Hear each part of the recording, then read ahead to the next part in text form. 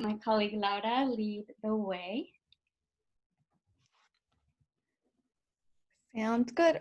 As Malena mentioned, we are going to be using Mentimeter. So if y'all could go on to menti.com, you will be prompted at the very top of the screen. You can use your laptop, your cell phone, just head on over there. And then if you input the code 821282, you should be able to start engaging with us and using this awesome tool during our presentation. So I'll give y'all a couple of minutes, and then we'll go ahead and start with this question. So let us know if you have any trouble down at the chat box. It should be pretty user-friendly, but you never know. So don't be afraid to ask any questions. Awesome, yay. So people are starting to use it. Thank you so much. So our question today is, what did you learn this spring or summer in regards to engagement during COVID-19? And as y'all submit your answers, they will be showing up here. And I'm just gonna select a couple random ones, but yeah, let's chat about it. So less is more, okay. It is challenging, definitely. It's challenging for our teachers, for our coordinators, for directors, and not just professionally, right? Like there are a lot of things, different new challenges at home in your personal life that, maybe before it was easier to make that, to put that boundary down before work and home, and now it's a lot. It's different. Being a caring adult for students is key. Absolutely. Building relationships with them. They need to trust us in order to take our advice and in order to really learn how to cope with everything that's going on. Our students are definitely being affected with everything that's going on. Lack of internet access, absolutely. Having lots of breaks, fun icebreakers. Parents need PD. Yeah, we've definitely heard that from a lot of our schools. We've heard that from a lot of our nonprofit partners, that definitely is something that I know we're working on for next year. It's hard to get students to show up or engage. Absolutely, we've been hearing that, from the start. Clear communication is more important than ever. Absolutely.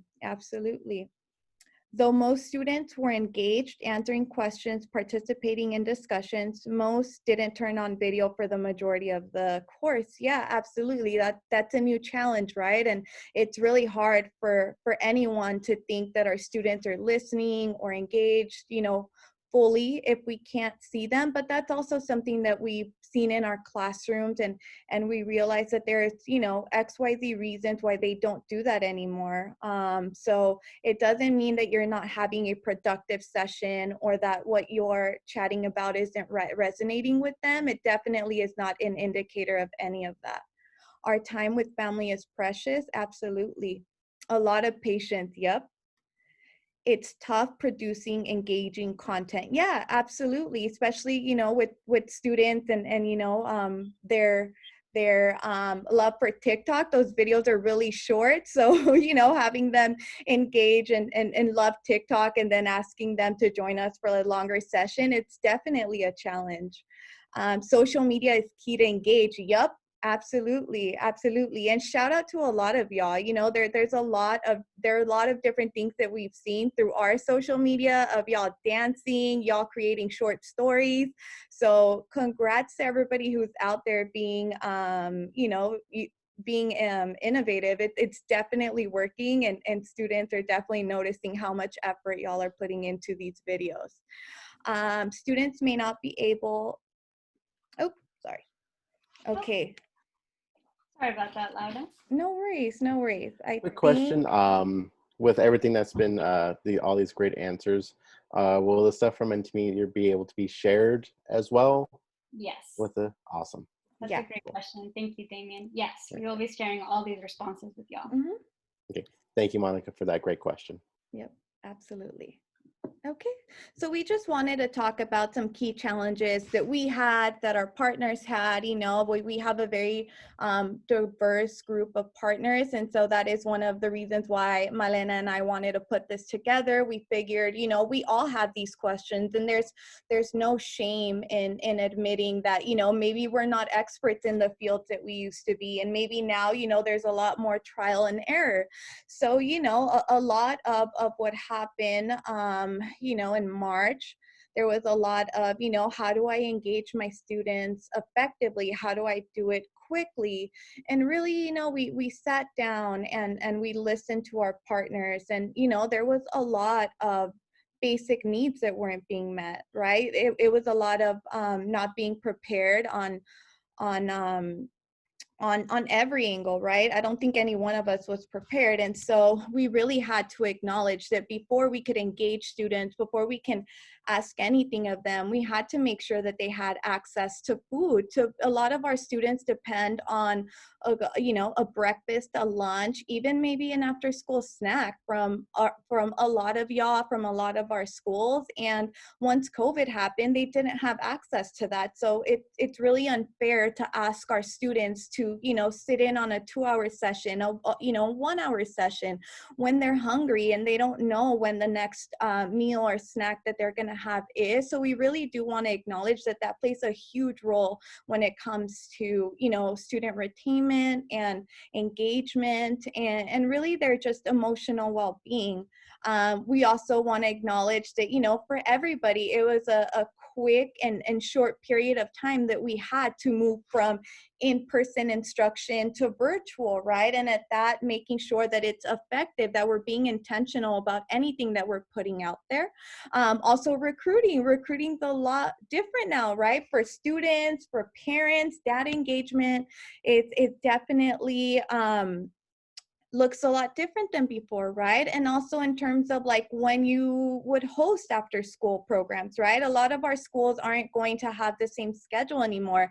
And potentially now after school is after 12 or maybe 2 or maybe 3. So there have been a lot of changes that you know, not many of us were prepared for.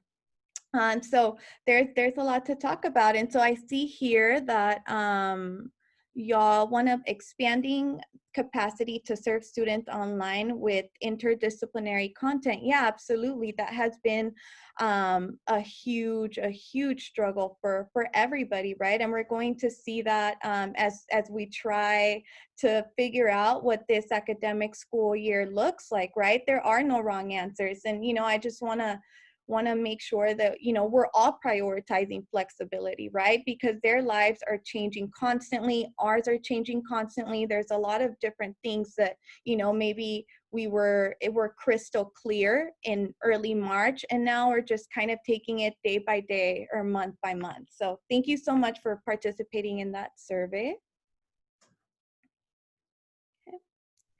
And so we wanted to talk about trauma-informed care here. And if you'd like to participate in this survey, we just kind of want to hear, again, similar to the last slide, you know, what are some of your challenges? What do you think you'll do well? You know, what do your students need? So this is unique to you.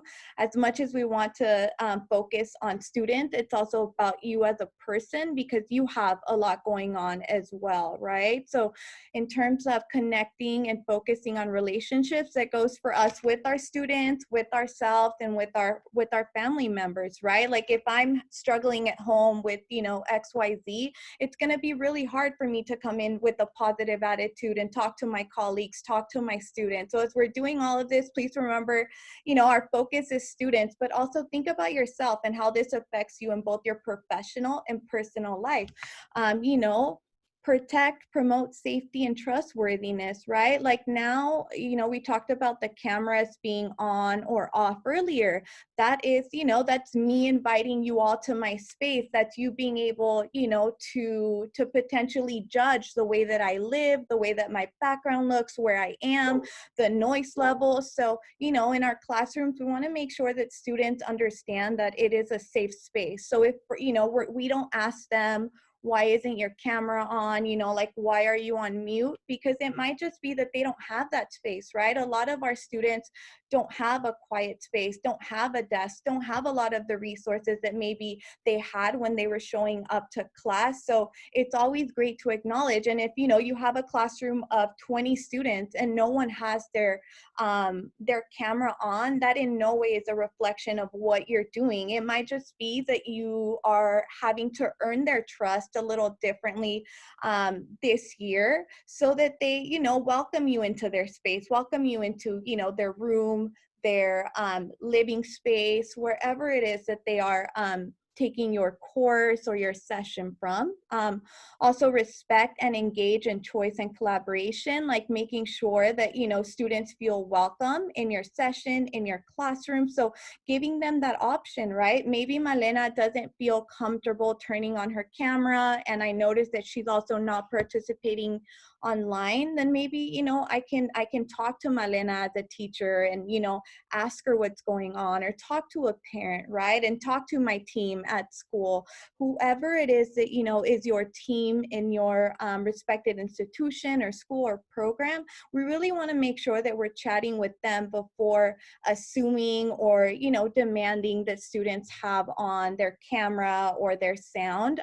We just never know, you know, what is going on in their lives now outside of the classroom. And I think it's important to acknowledge that it's different, because I can definitely see how, you know, you've seen your students for an entire year. It's going to be a completely different story if now you can't see them or hear them, right? But know that there are definitely millions of reasons why all of that is happening. And that doesn't mean that Malena's not listening to you. Maybe she's just not comfortable with what is, you know, on this side of the screen to go ahead and give you permission to enter that space.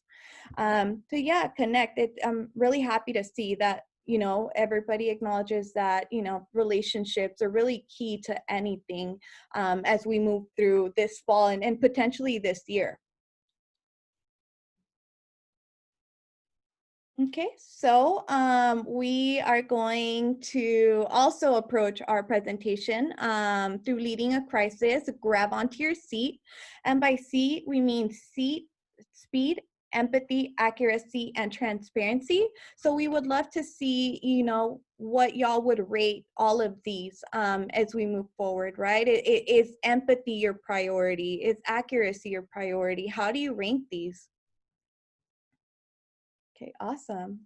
Awesome. Okay, so I see empathy. That's honestly all of what our students need. You know, it's really hard for them. And, you know, like the beginning combos that we were having, there's a lot of, you know, parents losing their income, family, you know, family life being unstable, a lot of different things. And really our students just need a safe space, an adult that they can confide in, you know, and, you know, we've really tried to be intentional when we trained our teachers to go into this new space, so that students feel comfortable sharing, you know, if they're having a tough day, and then being able to connect them with the right resources, because we want students to be vulnerable. We want them to tell us exactly what's going on. And you can only do that if you're empathetic to their situation and the million of other things that are going on, right? And again, also with yourself, you know, we can't focus on one without the other. You know, we have to take care of ourselves as well.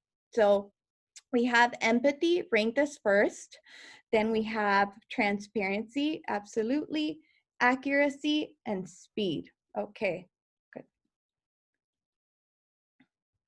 All right, so we are going to practice our first scenario. And again, I just want to say that there are no wrong answers. So whatever it is, you have your own specific diverse group of students, and there are no right or wrong answers. We just want to hear your honest perspective and just response to the questions that we're going to ask today. Okay, so we are going to have this case scenario. It's first response, speed, and empathy. And as you can see here to the side, we have Maslow's hierarchy of needs, which I'm sure a lot of us are familiar with. And that's what we want to use as we move towards this first case scenario. So I am going to read it aloud. You receive an email that a college access organization is hosting free virtual tutoring for the next 3 weeks in several subject areas.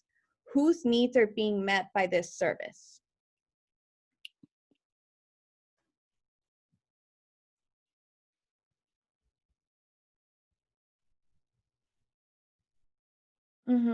Both students and the org, students and organization, students.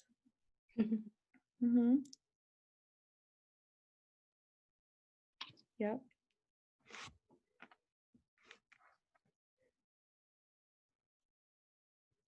Yep. Those students on the highest level of the pyramid, okay.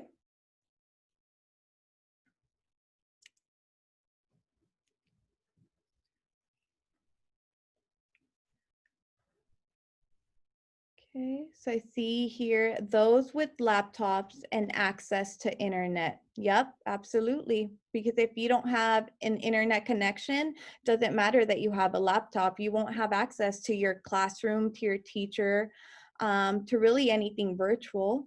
Students, org, and help out the parents too. Students, families, organizations, and school. Students struggling academically. Both students, community, and org. Esteem needs of students. Students whose basic needs are already being met. Students and their esteem needs. Students who are willing to engage. Those students on the highest level of the pyramid. Students who already have belongingness and the needs below. Yep. So a lot of, we are definitely noticing trends here, especially with our students. They seem to be, our priority, and they definitely are.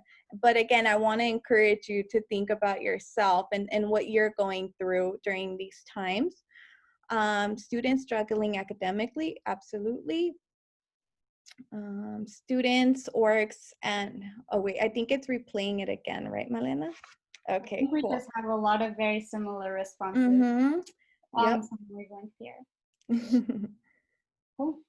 Okay, perfect. Thank you all so much for sharing. We appreciate that.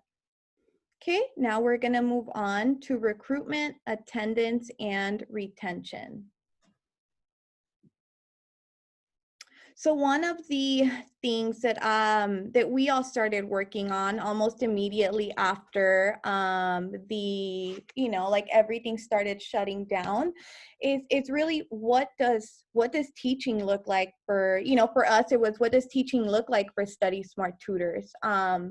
But for y'all, it might be your school, it might be your connections to your school districts, another director, all of your other partnerships. So what we wanted to acknowledge is again giving students options. So what we created a Google survey, which I know a lot of people did as well, and we wanted to target everything that was encompassed in showing up to class right now in COVID virtual world. So we made sure that we included technical questions, right? Are you joining our class from, well, first of all, do you have a computer, right? Do you have headphones? Do you have access to the internet? And then we moved on to the different types of equipment, right? Are you on a MacBook? Are you on an iPad? Are you on a Chromebook? Are you on a phone? So that our instructors would know exactly who is in their classrooms and what features they're able to use. So even though Zoom is an awesome tool, Zoom looks very differently if you're joining from a phone. So we wanted to make sure that our instructor knew, okay, I have a classroom of 20 students, 10 have laptops, 5 have iPads, and 5 have Chromebooks. So we wanted to make sure that they were aware of what's going on, so that we could be more effective in the way that we either ask students to pull up materials or we ask them to engage in class. We wanted to make sure that they knew all of that. And then we moved on to academics, right? What do you want to learn more about? Do you want to learn more about career access, college access? And it was really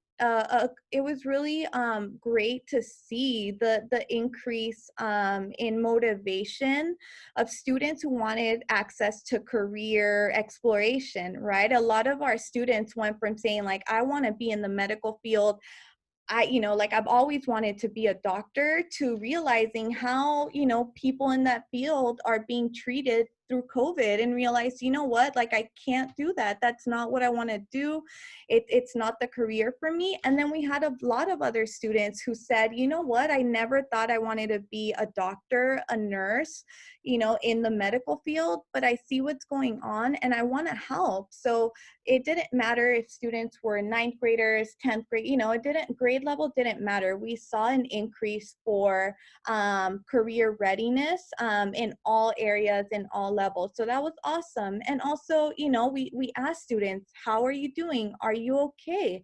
And if they responded no, our partners would follow up with them and try to figure out what are some of the resources that we can get to you, right? Do you need, do you need food? Do you need, mental health services? How can we help you now? Because maybe students are too scared or going through a lot and they don't feel comfortable texting this, calling to tell us this, right? But they would add it on a survey. We also made names optional on that service. So maybe, me as Laura, I don't feel comfortable sharing with my principal, with my teacher, with my counselor, with my director, that I need help, with mental services. But maybe, in this survey, I do feel comfortable, or I make a comment that gives you an idea of what I may need, and then being able to like follow through on these surveys and make sure that students are kept safe and they're being protected and that they know that they're loved. We also wanted to be intentional. How are we going to ask these questions, right? Like we used a survey, but I know that there were a lot of partners who preferred text message, who preferred calls. So making sure that you are aware of, I just posted this survey onto our district or school Facebook page and Instagram page, but I'm not getting that many responses. Well, maybe it's time to text a parent or text the students, right? So changing what you're doing. One of my favorite parts about working with Malena is that she is very intentional when it comes to that, right? It's never not, it's always about what can we do to help you, right? If I gave you a task and you didn't understand it, what did I do wrong? How do I do better, right? So that's kind of the mentality that we want to have, right? Like maybe I'm thinking I did everything I could because parents are super engaged on Facebook, and that's the platform that I have the bias to believe that is working. But then, I decide to text this survey out to parents through the school or just like my phone list, and it works. So really be intentional, and like just because one area didn't work, social media didn't work for parents, that doesn't mean that a call's not going to work or a text message isn't going to work. They're going through a lot as well. Also, what questions are we asking? Do they change over time, right? Are we, as we think about fall, am I going to ask students the same questions that I did back in March, or am I going to change it and tailor it to fit what they're going through now? And that's important because something that we notice is that, at the beginning, students, parents were answering their phone and that was working, right? But then after a couple weeks, couple months, that changed. So now they weren't responding to calls, but they were responding to text messages, right? So that's like our next key. And then after that, we also heard a lot of our students, used to text us all the time, even though it was late, but we're not getting that anymore. And we started to realize, well, it's also because back in March, a cell phone maybe wasn't necessarily as big of a privilege as it is now, right? If parents, if it comes down to who's going to have a phone in this household, it could be that, you know, parents, grandma, grandpa, guardians, they're deciding that, you know, I can no longer afford to give Malena a phone, so I'm going to be the adult in the house who has a phone. So maybe it's not that they're ignoring you or doing any of that, it's just they don't have access to that, right?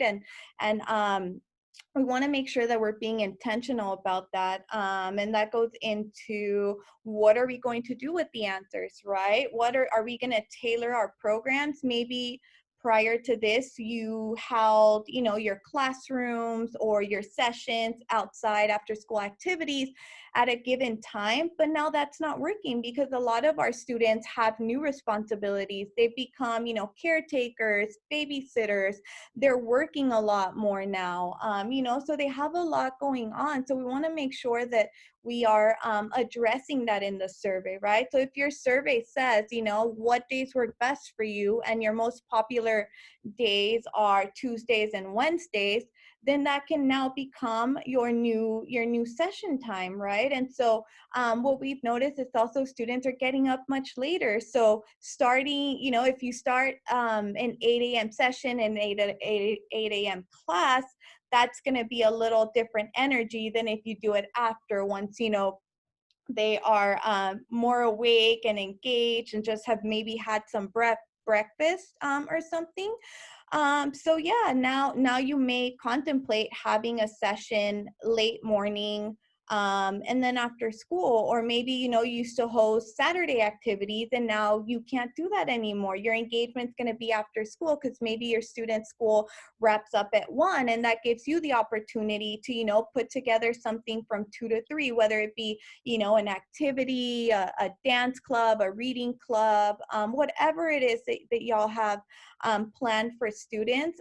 We really want to think about making sure that we create the right schedules for them, and that might look different. You know, maybe last year you had an after school program that ran from 2:45 to 5:30, and now that might be morning and afternoon, you know, which hours maybe look different depending on your school. But keeping that in mind, that maybe students aren't showing up to your event because they don't have access to the right resources, right? A lot of our students share their cell phone, share their iPad, share their Chromebooks. So we want to make sure that we are also doing that. We also heard from a lot of our partners that also data is running out, right? So it might not be that your student doesn't want to join your activity or your class. It might just be that they're running out of data, and there isn't enough money at home to make sure that they have that extra. So they're either, you know, saving it for something that is, you know, fun for them, or, you know, they're prioritizing other activities. So we want to be mindful of that as well.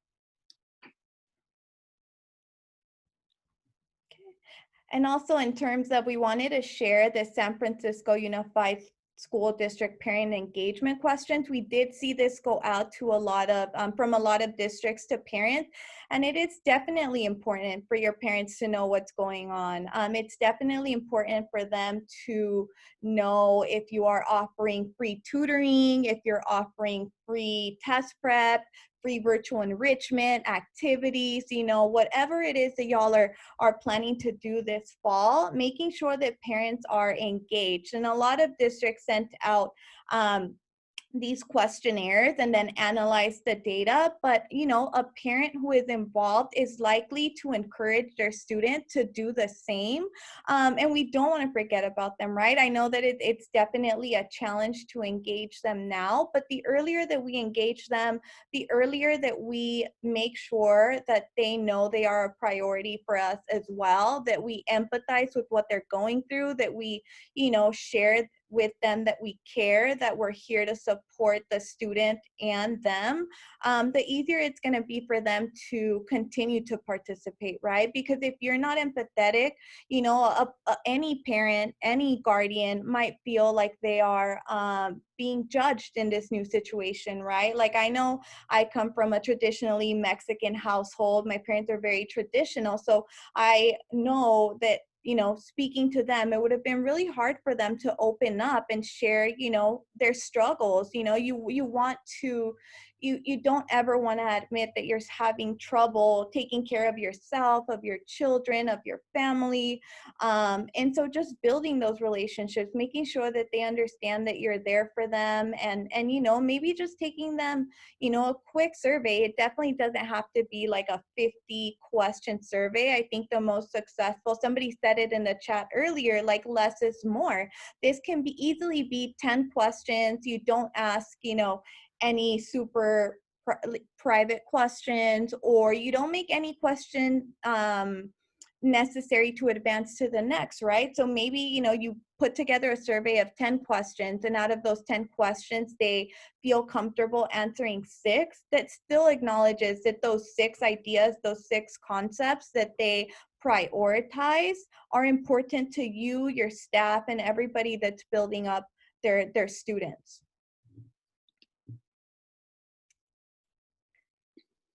Okay, so now we are moving on to another question, and we'd love to know, what questions do you need answered by students for virtual engagement, right? So if you could prioritize 2, are you asking for technical questions, academic questions, or social and emotional? Okay, so academic and social emotional are the most popular.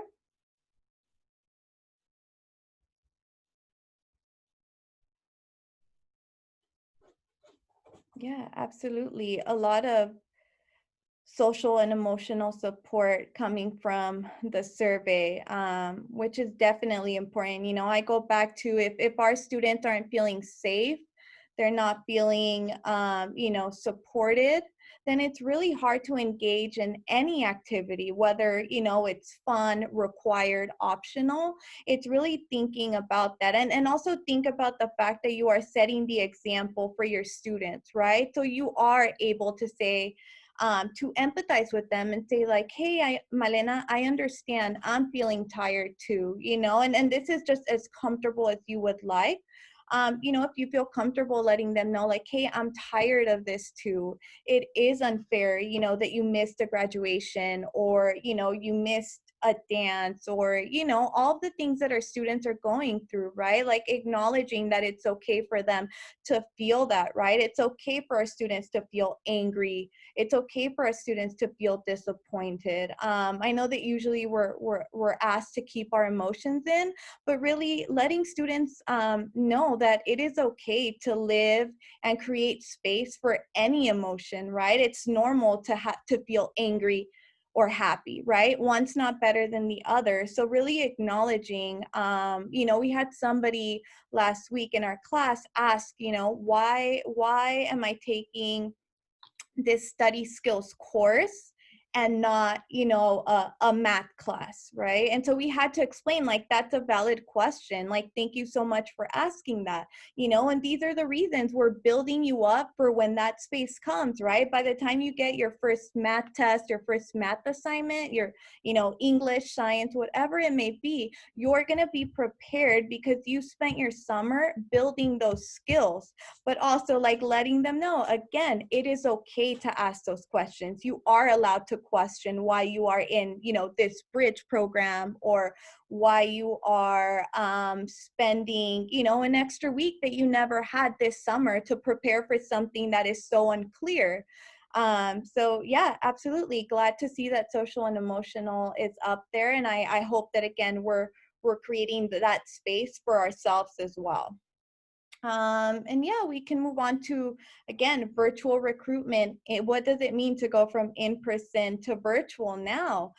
We saw a lot of students that wanted, a lot of our goals are to build communities for our students, right? Make sure that they know that they're feeling that they will be supported by us, by our staff, by their families, really anybody who really loves and supports what we're doing here, you know. And I know a lot of our programs, I'm a TRIO student, I'm an Upward Bound Math Science alum, so I know for me, you know, my school year was a lot different than when I was there, you know, spending the summer with my friends, going on trips, getting ahead of the game with math.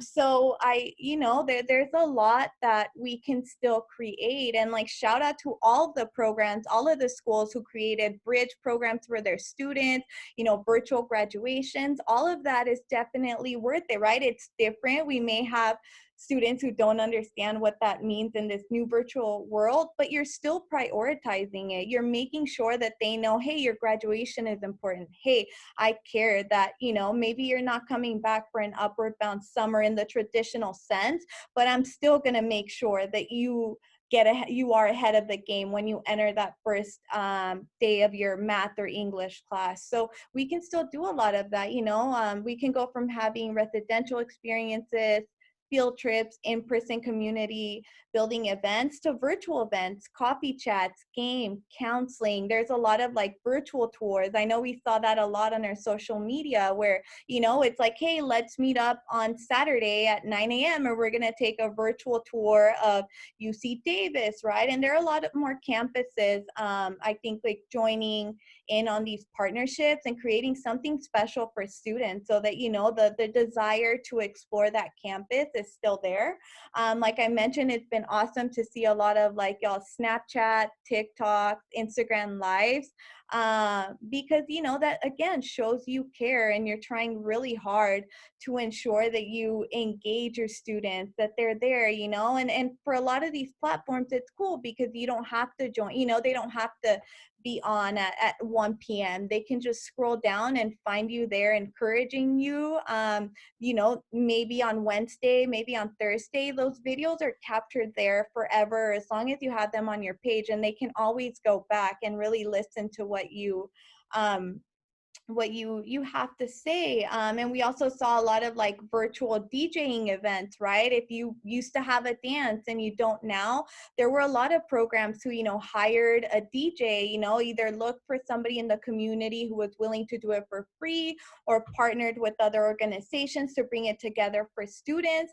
And then, you know, students were able to enjoy a free DJ for 2 hours. So all of those different things matter to our students, and they're definitely there, so we can continue to engage. The same thing with promoting attendance and retention. You know, if going back to the camera issue, you know, if you expect all students to have their camera on, then it's also easy to assume that if I don't feel comfortable giving you or having you enter my space, you know, the area that is safe for me, then I'm not going to show up to your session, right? So maybe considering being more flexible with that, right? Maybe your student doesn't want to show their, you know, their space, their home through the video, but they are comfortable speaking with you, right? So making sure that we acknowledge all of these different worlds and spaces that we live in, and also remembering that, you know, they're giving you you know, a first glance at their world, and that might not be as easy to do for some students as it is to others. You know, they're not coming into your office, now you're coming into their room, into their living room, their kitchen, you know, wherever it is that your student's new desk is. That's, you know, that might take a while for them to build that up, and it's okay. They have every right to say, I don't feel comfortable or I don't feel safe bringing you in yet.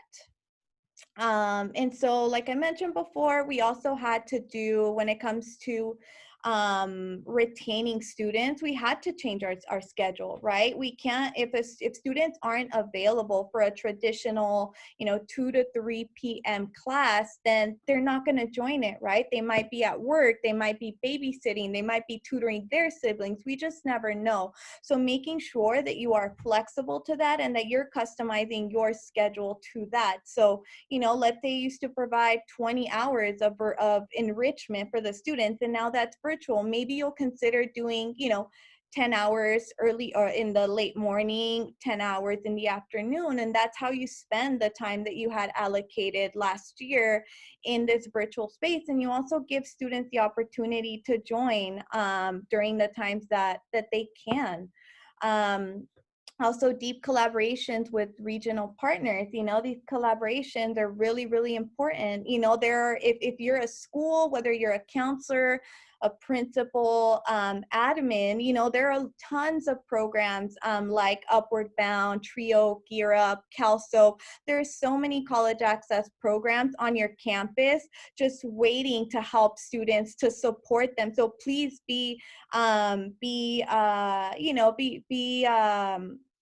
try and schedule those meetings with them, right? They have a lot of big ideas. They're ready to support their students. They're ready to offer, to pay for free tutoring, or, offer other workshops, or offer support, right? Whether it be like during school, after school, at any time. Please, please, please check into what networks you have at your school, because a lot of those programs who were there to support last year are just ready to do it again this year, and they're super flexible. I received free tutoring from my Upward Bound program. Like, I received so much from them, and right now, it's gonna get hard. It's definitely going to require more one-on-one connections with students, and they're there to support, right? Like, I didn't really feel like my high school counselor supported me while I was at my high school, but I knew that my trio director was a call away, and they were going to answer the phone at any time of the day. So that's who we need. And those are the people that you want to also build connections with, especially right now, because there's a lot that they can do, and you don't have to feel alone.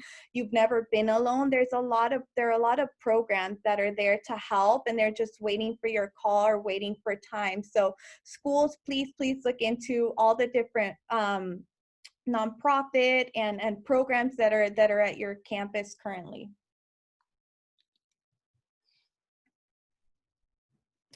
And then we wanted to share a couple more examples of what's going on, right? What are we doing to engage students? So we have questions, quotes of the day, theme programming. We have Motivation Monday. Study Smart Tutors right now is running SST Through My Eyes, which is like a glance at every one of our team members' day. We wanted to find a creative way to have, to give our students career access, because I know I didn't have as much when I was younger. So every Wednesday, our team is hopping on, and your students can learn what it means to be, a coordinator for an educational company, a salesperson for an educational company, on the education team of a educational company. So there's so much that you can do. Maybe this is something that your teachers want to do, right? Like, maybe you want to give a glimpse to our students of what a counselor is. What does a traditional day look like? We see a lot of our high school counselors, they have their own page. We see teachers having their classroom. So maybe walk students through your day, like, this is the time that I wake up, this is the time that I get my kids ready for school, or, activities. Just let them know what it's like to be a principal, a counselor, a director, because a lot of us don't get that at home, right? We kind of just have whatever keywords or key careers our parents mention, which are usually, teacher, doctor, engineer. But I know when I was in high school, I didn't even know this job existed, right? I didn't know that I could do as much as I'm able to do now. And that's like kind of like what Malena and I thought about for this and the rest of our social media campaign, is we wanted to give students a glimpse of what it's like, especially in COVID, right? A lot of us have like these nice backgrounds in the back, but you turn the camera around and it's complete chaos, right? And letting students know, like, hey, it's normal. You're not alone. A lot of us are going through the same thing. And also reaching out to your community. We've seen a lot of different creative partnerships. We've seen schools partnering with like local artists or local authors to teach students how to write a book, right? What are the beginning stages? We see a lot of, there's like a new partnership that I saw this morning with like Locatora Radio, and they partnered with the LA Public Library to teach first-gen students how to build up their own podcast, right? So I always go back to, like, it's never too early to become an entrepreneur. It's never too early to learn a trade. And that's what they're doing with LA Public Library, teaching students how to do that. You know, if you're a math teacher, you know, maybe it doesn't look as traditional as like a question of the day, but it's a graphic like the one we have up on the screen that can you solve? And then it's, you know, dealing with XYZ in terms of all these different graphics. So it's learning to engage students in a new way, reaching out to people in your community to build those partnerships. You know, I know it would have been awesome for me to learn how to write my own book at a young age. Again, there's like a lot of artists teaching students how to build a digital portrait and so many different creative ways. There's bingo games that, you know, students are, you know, bored and then they see one that's really cool pertaining to relatable, you know, daily events at their schools or maybe new things. So we want to make sure that they're staying engaged, right? And waiting to see what we're posting next. And they really are looking again to career access, right? It's not just learning how to write a book. It's also, you know, do you want to do this for the rest of your life, right? And now this year, looking as different as it is, you know, you don't have to wait to go to college to write your own book. If your school's letting you out early and you have a couple of hours to spare, like, this is what you can do. And really, you know, that's where you get your internships, right? Like, maybe I'm thinking I'm just joining this to learn how to write a book and the author really likes me, or, you know, she is looking for, you know, for help building XYZ. And now I'm doing that as a high schooler, you know, but I've seen it happen in middle school as well. So definitely not only for that age group. And yeah, there's a lot of different creative ways that we can do, especially when we're looking outside of our team, outside of our school, outside of our partnerships, so that we can build that out with everybody else. Okay. And with that, I'm going to hand it off to my partner, Malena, who is going to chat with y'all about online engagement. Thank you so much, Laura. Yeah, and one more cool project that I wanted to add to inspire y'all, if you're interested in doing something similar. You might have heard of it already, but UC Berkeley used Minecraft to rebuild UC Berkeley for their own virtual graduation. So yeah, using digital tools to just make a virtual reality for students is also a great way to keep them engaged and maintain that community feel, even though we're not in person. Thank you for sharing those examples. So yeah, I'm going to be talking about online engagement strategies. I'm going to go through some different case studies together, some that we've already talked about, definitely the most common ones that we've come across from working with our partners and students. I'm going to gauge your feedback on these questions, and then I'm going to offer up some options and alternatives as well. So again, using menti.com, using the same code as always. I get this from partners a lot, right? My students don't have their camera on. What do I do?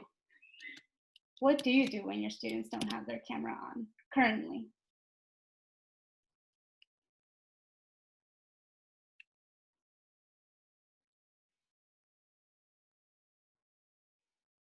Ask them to turn it on. Ask them why it's not on. Give them incentives. Don't push it if they don't turn it on. Find other ways to engage with them. Have little check-ins, make sure they're still there. Ignore it, just move on. Ask them if they're comfortable. Let them be.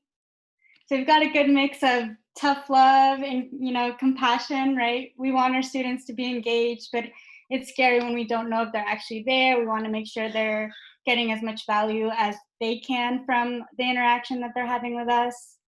Connecting with them on one-on-one at another time, another great strategy. Encourage them to engage in the chat and possibly have them read in their mic works. Yeah, definitely different forms of engagement is really important in this situation. So here's some of my recommendations, which I received from Tori Trust.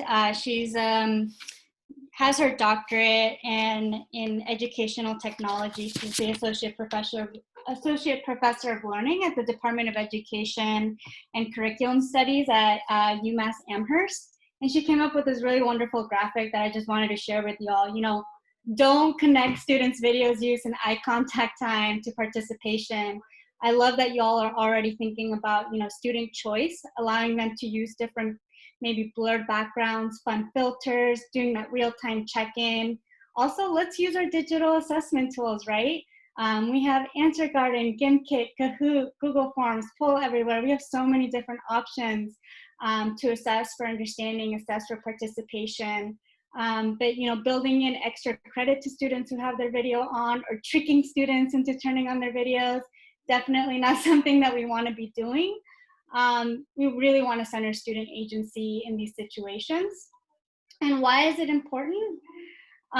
It's really important because even though we might think, oh, I don't like teaching to a blank screen, there are still other options to teaching from a blank screen, right? We can have a student use a Bitmoji, a school photo, use their favorite selfie, but we really want them, we want to prioritize privacy, safety, equity, and also that understanding that personal connection, because students might feel shy or anxious on camera.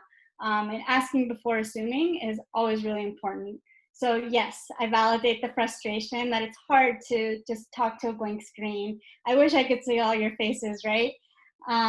But there are so many alternatives and we have so many options, and just being mindful of that opens up so many more opportunities to be compassionate and understanding. So second question for y'all, or second scenario. Sure y'all can relate to this too. I sent my student the link to the workshop, but they didn't attend. What do you do? Or what are you thinking? What are your next steps? You sent them the link, they didn't attend.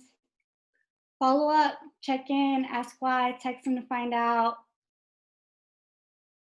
Seeking more information, right?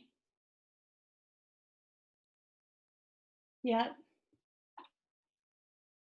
It's okay to keep trying, whether it's contacting them through a phone call or text. Follow up with a recording, great idea. Absolutely. Contact them privately, make sure they're getting the same information, provide them with the resources they missed. Tell them, I'm sad that you didn't show up, but send a recording of the workshop. I love that, right? Like understanding that their presence is so valuable and that it was missed. That's really important. And that's where that proactivity comes in. I always hearken it back to that example of my mom waking me up the first time, being like, Malena, wake up for school. The second time it's, Malena, it's really time to wake up for school. And that third time, okay, Malena, really wake up, it's time to go to school. It became really important for me, and I internalized this message that it was important for me to show up. My mom found it important for me to show up. So advisors, tutors, coordinators, those who are working directly with students, don't, you know, feel too shy about just getting the phone and being like, hey, where are you? How can I get connected with you? We've seen the greatest success in retention when we have that proactivity from the staff, because the students are like, oh, well, Laura's going to call me if I don't show up, so I'm going to show up, sort of thing. And here's some other questions to consider, right? Is the reminder for the workshop integrated into their agenda or calendar or whatever time management system they have? Because if it's not, then it's really hard for students to understand that that's going to be a priority for them that day. Were there multiple reminders, right? Was it just like one reminder giving them all the Zoom link information, or were you constantly checking in for reminders? And lastly, someone, you know, mentioned this in a previous feedback activity, incentives. What incentives were there to attend? And more than that, what messaging was given regarding attendance? Because when students are told that something is optional versus mandatory, it also sends a different message as to the level of importance of showing up. Providing incentives are great, whether that's, you know, a $5 gift card to Target or Starbucks, whatever is available for students in the area. You know, having financial incentives is definitely important, but we also want to be mindful of any financial incentives that we have with students, because not all students can take advantage of financial incentives. And we don't want any student that maybe has to, show up for work feel like they're missing out on something. So just being mindful of that messaging. If you are going to provide some sort of raffle system, trying to be as inclusive as possible, make sure everyone is feeling like they have an opportunity to win and to be a part of it. Last case scenario I have for y'all, very relatable, I would imagine. My students are struggling with learning how to use Zoom or Google Hangouts, WebEx, whatever is allowed in your district at this current moment. What are some of the things that you've done or thought about when you see your students struggling to do things like screen share or use collaborative documents? You know, or even knowing that they're logging in from their phones. What are some of the strategies that y'all have used? Have a hands up workshop and slow it down. I feel the same way, right? Yeah, relating to students saying, hey, I'm struggling too. Call them individually and walk them through the steps. Provide them with videos. I love that. Have them teach to each other. Upload instructions in our student resource website, right? If you know where students are tuning in the most, it's easier to pinpoint that outreach. Make how-to videos. Let's learn together. Plan a retreat day and email basic instructions to log on and go from there. So yeah, all of these, you know, responses really point to breaking it down in some way and also giving the student an opportunity to practice in a non-judgmental space. Explain how to use it, phone call, be patient. Patient is definitely a key word here. Here are some other options, very similar to what y'all considered as well. Have students make their own tutorial video. Maybe it's a research project on different platforms. Have students compare Zoom, Hangouts, WebEx.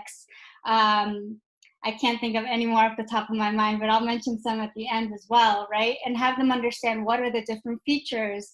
And having that scientific lens kind of makes it less daunting. It gives them more agency over the observation process and makes it more like they have the power to kind of understand these concepts with their peers and by themselves. And as you all noticed as well, having a producer, as Zoom has coined the term producer, right? Like having Damien on board with us right now is a huge lifesaver, because let's say Laura is really having trouble with Mentimeter. Damien and Laura can have a separate conversation and the main facilitator can keep going, right? And that is also key for differentiated instruction. If you have a student that's struggling, having that extra support when available is so key to keeping the flow and also keeping that differentiation centered in the instructional strategy that you're choosing to engage in on that given day.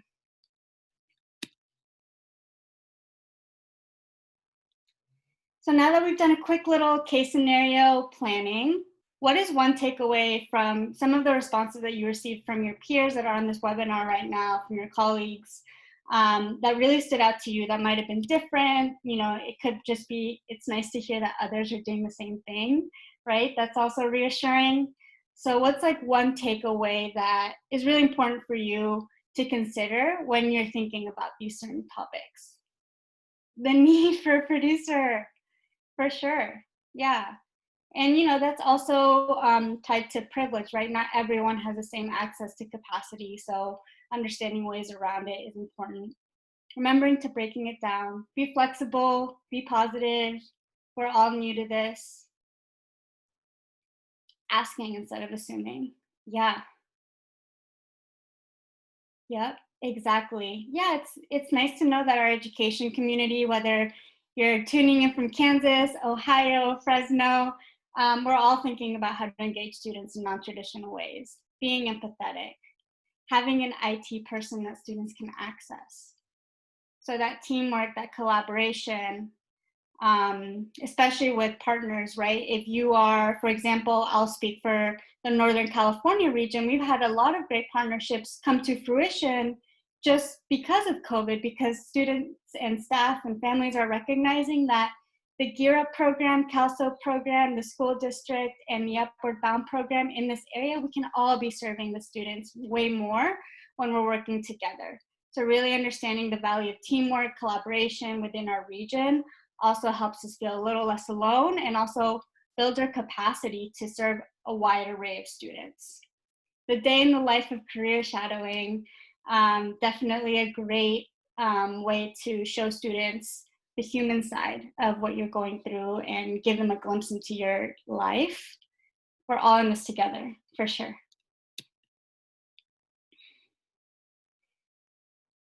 Awesome. So as y'all noticed, you know, speed, empathy, accuracy, transparency. I think speed and accuracy were definitely crucial to digitizing our curriculum and engagement, right? We had a very short timeline to get things right and to learn as we go. Before COVID, we had 30 to 40 students per classroom because that was manageable in an in-person space. But, you know, when school districts started to shut down all around the country, we noticed that in a virtual space, 20 to 25 students was manageable, at least with one person. If you have producers, you might be able to have the 30 to 40 students and do breakout rooms and be a little bit more creative. But if you just have one facilitator, it really does become difficult to navigate a 40-student virtual classroom. Similarly with session links, right? We used to host 4-hour boot camps or 4-hour sessions with our students. That's not going to fly anymore. No one's going to come to a 4-hour session. And it's not fair to assume that that's an amount of time that students can log in for. So we really had to be mindful of reducing our session lengths to around 60 minutes to 2 hours max, and also building in things like brain breaks, icebreakers, optimistic closures, staying social emotional learning informed. That being said, relationships has stayed consistent before COVID, you know, in the future. Right now, it's really just it's what ties all our efforts together. So we do make session format changes, but the relationships are just as crucial, if not more. And we also have to train our instructors, right? Because like Laura said, sure, we have to show up for our students, but it's also good for our students to know that we're adapting with them too. So on our end, we made sure that all our instructors were very well versed in becoming facilitators in a virtual background, in a virtual environment, and having them go through different case studies, kind of like what we all just went through in addressing student engagement barriers and solutions. And there's a lot of to-dos. There's a lot of things we can do. I put some bullet points here on this screen, you know, live teaching sessions, utilizing online whiteboards, recording your screen share via Google Meets, screencasting and recording. There's a lot of different ways that we can digitize our curriculum without having to completely reinvent the wheel.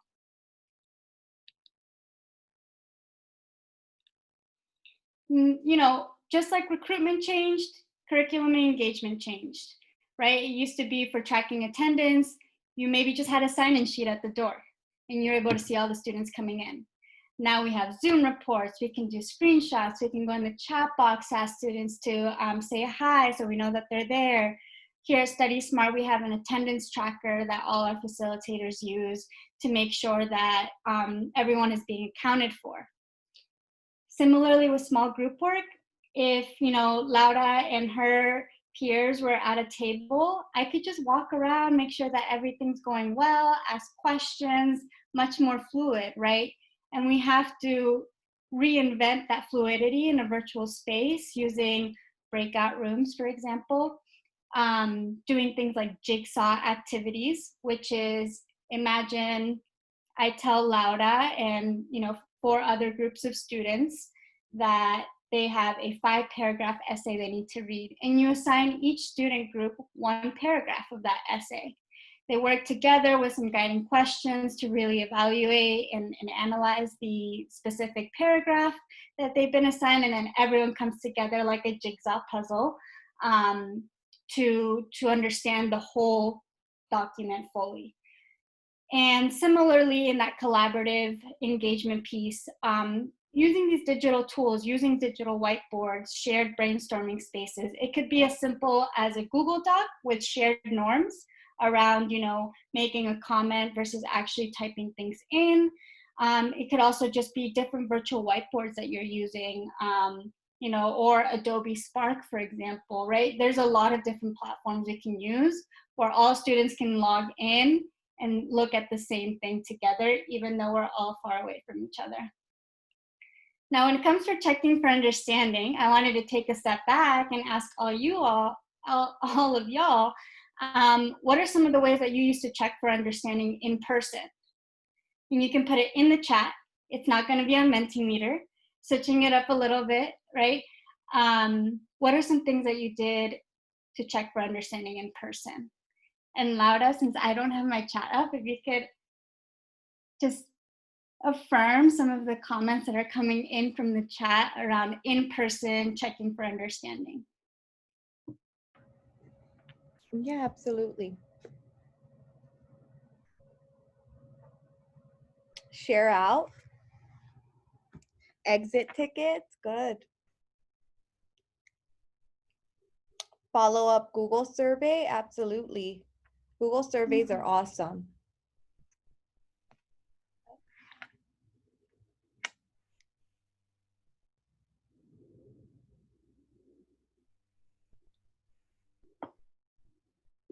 And similarly, what have you all done virtually to check for understanding? You know, apart from using an exit ticket or a survey, what other tools have you been using to make sure your students are staying engaged during your lesson or during your session? We have Kahoot quiz, Flipgrid, Google Forms, Kahoots. Yep, yep. A lot of great ones. I love that. You know, I think something that needs to be said is that with this new transition into the virtual space, raising my hand and being called on is something that is going to change. Because when I raise my hand, I'm waiting to receive permission, receive authority to speak. And what we really want to reimagine this hierarchy that the traditional public school system kind of puts on us, where the teacher knows all the information and they're receptacle, the students are receptacles of that information. We really want to flip the script. So anytime we can get students to provide each other with feedback, that's a way to check for understanding. Providing students with a project and a rubric so that they know how to analyze themselves, that's a great way to build self-management skills, right? So we can be creative in the ways that we check for understanding, even though we're not meeting with students in person. Just remember that, you know, student agencies, elevating student voices, flipping the script, flipping the hierarchy of information sharing is really crucial to making the most out of this virtual transition for us. So how do we do that? Like, what are the pedagogical frameworks we can rely on as we move forward in this virtual space? I just wanted to touch on three that we think a lot about here at Study Smart Tutors. One of which is the depth of knowledge frameworks. I'm sure that a lot of teachers online right now can remember teacher training, looking at depth of knowledge, understanding that there are different levels of understanding that we're asking our students to engage in based on the kinds of questions we ask. It starts as simple as a simple recall, you know, what is the knowledge is what we're asking students. What is 1 + 1, right? How can the knowledge be used? Well, what can I use to represent 1 + 1, right? Like one chicken egg and another chicken egg equals 2 chicken eggs, right? That's the next level. After that, why can the knowledge be used? Well, this knowledge can be used because then we can, you know, if we're in a farm working environment, we can use that to track the rate that our chickens are hatching their eggs, right? And what else can be done with this knowledge? That's where the activism comes in with our students. We get them from simple recall to actually action-based thinking. So what can I do in order to make sure that the chickens are being well taken care of now that I have this information, right? Silly example, but just a simple way to kind of understand how we can get from 1 + 1 to thinking about how to be more sustainable in our agricultural practices, right? Similarly, UDL, or Universal Design from Learning, is also pretty prominent in education discourse. It's just a fancy way of saying that we need to give students choices. We need to represent things in multiple ways. We need to give students opportunities to express themselves in multiple ways and engage in multiple ways. So we know we have visual learners, kinetic learners, you know, we have oral learners who learn really well from just listening. So giving students the opportunity to connect in all these different ways is really important for our pedagogy and for being inclusive. Lastly, but certainly not least, I'm sure y'all have seen this as well, the CASTLE framework, social emotional learning, which really focuses on 5 different areas: self-awareness, self-management, responsible decision-making, relationship skills, and social awareness. So thinking about how can we tie in what we're doing with our students with these standards of social emotional learning, and really being intentional about, okay, well, this is a great workshop to build students' self-management skills, or this one is really great for social awareness. And the more we can integrate that, not only in the classroom, the virtual classroom, but in our schools and our home communities, the better. And Margaret Wheatley, very aptly stated, it's possible to prepare for the future without knowing what it'll be. The primary way to prepare for the unknown is to attend to the quality of our relationships, to how well we know and trust each other. So, going back to relationships, we can be pretty intentional about what that looks like if we have different frameworks to rely upon as we're building our lessons, our workshops, our engagement strategies with our students. And as mentioned previously, there are different ways we can actually do these things. I think one of the most beautiful things coming out of the virtual world is this ability for students to tell their stories in the digital sphere, right? Laura pointed out that there was an Upward Bound program that partnered with a local artist who then taught them how to use a digital platform to create digital portraits of themselves. Similarly, writing workshops allow students the opportunity to share their voice in a non-judgmental space. Also, being creative about the actual things that are in students' hands, right? Using manipulatives, especially for the elementary and middle school grades, super important. And in this COVID world, a lot of what folks are doing are just preparing like boxes with everything that students need, and then finding a way, whether it's a pickup, COVID-friendly pickup, or maybe sending them via mail, snail mail, so that students have the opportunity to also engage in like STEAM learning online with the tools that they need. Touched on this before, right? Collaborative projects is the name of the game, and experimenting with different platforms and assessing the quality of those platforms for your engagement is important. So we really have to be researchers again.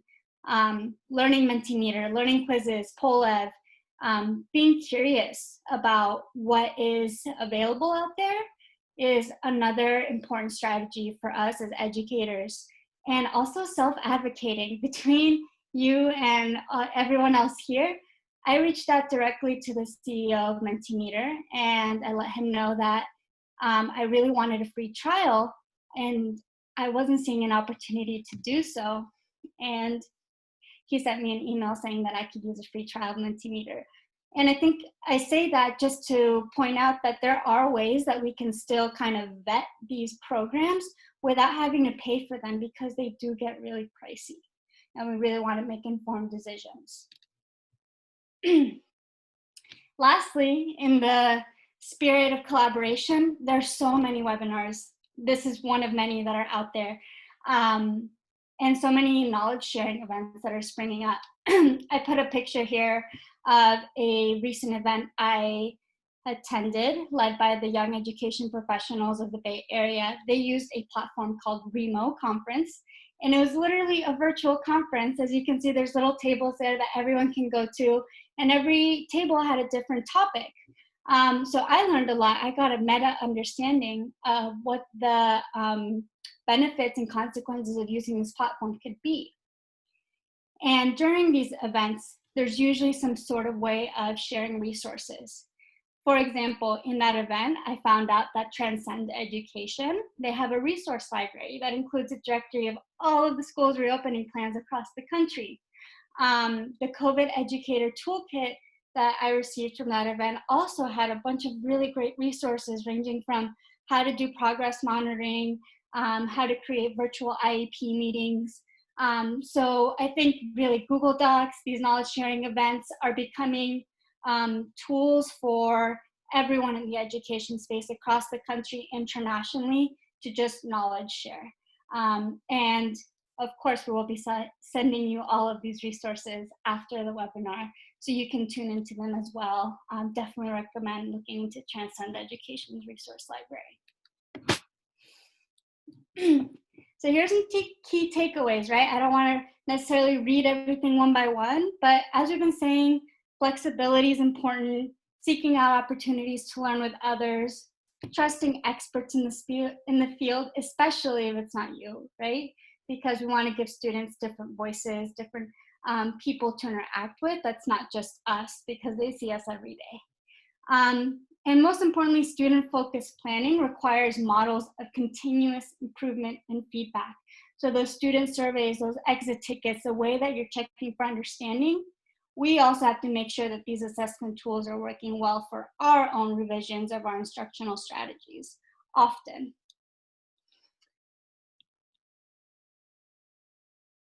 So as we wrap up, I wanted to just make some space for y'all to engage in an optimistic closure, which is basically just a nice way of saying wrapping things up and making space for you to just kind of tell us what your next steps are after this webinar, what you're curious about before we wrap things up, and answer any last minute questions that might have popped up in this last section here. So what are some of your next steps? And what are you still curious about after listening to some of the different topics we discussed today?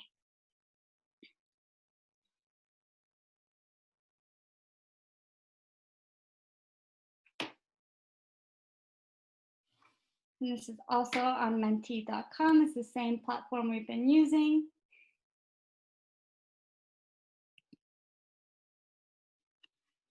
If not, you can also type it in the chat. There's several different ways you can interact with this question.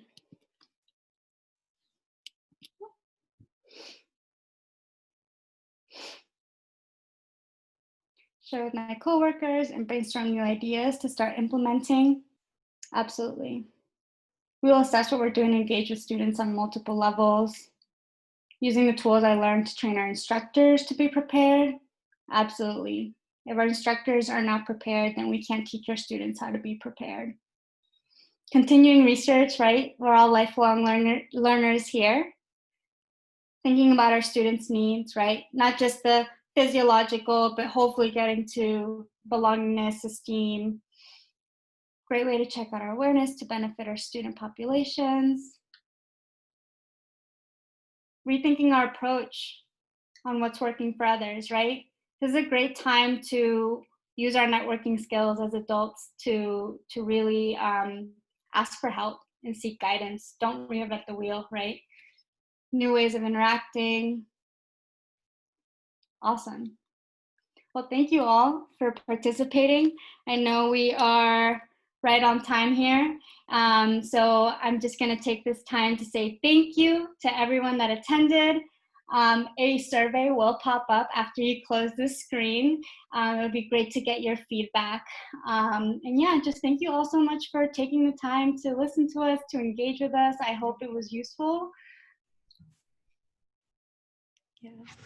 Thank you all. We appreciate your time, and remember to be kind to yourself also. You are setting the example for your students as well. So if you're stressed, let them know that it's okay to be stressed, right? We want to be forgiving to ourselves so that we can be better role models for our students. So if you feel stressed, the likelihood of your students feeling the same way is high. And so you want to let them know it's okay to be stressed. Like, take time to feel stressed because it's a real emotion. And again, thank you so much for your time. Thank you so much for being engaged. And we look forward to seeing y'all again. And please let your students know that we are going to continue our SST Through My Eyes campaign for the rest of the year. You're going to be able to have access to our partnership team, our education team, and our operations team.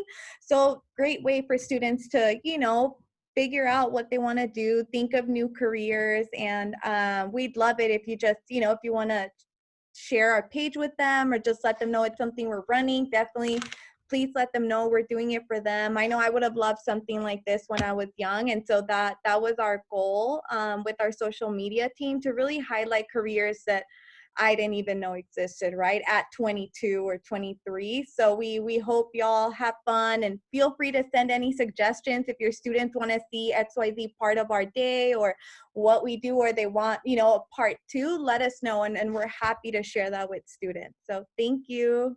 Thank you. We'll stay on for a couple more minutes, y'all, if you have any questions.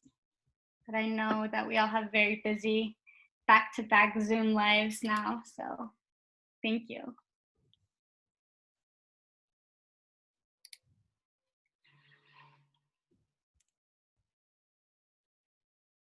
Awesome.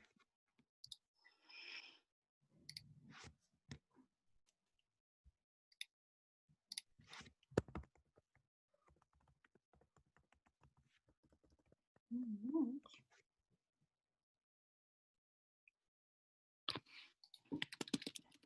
Thank you, Damien, for being our producer. Thanks, Damien. My pleasure.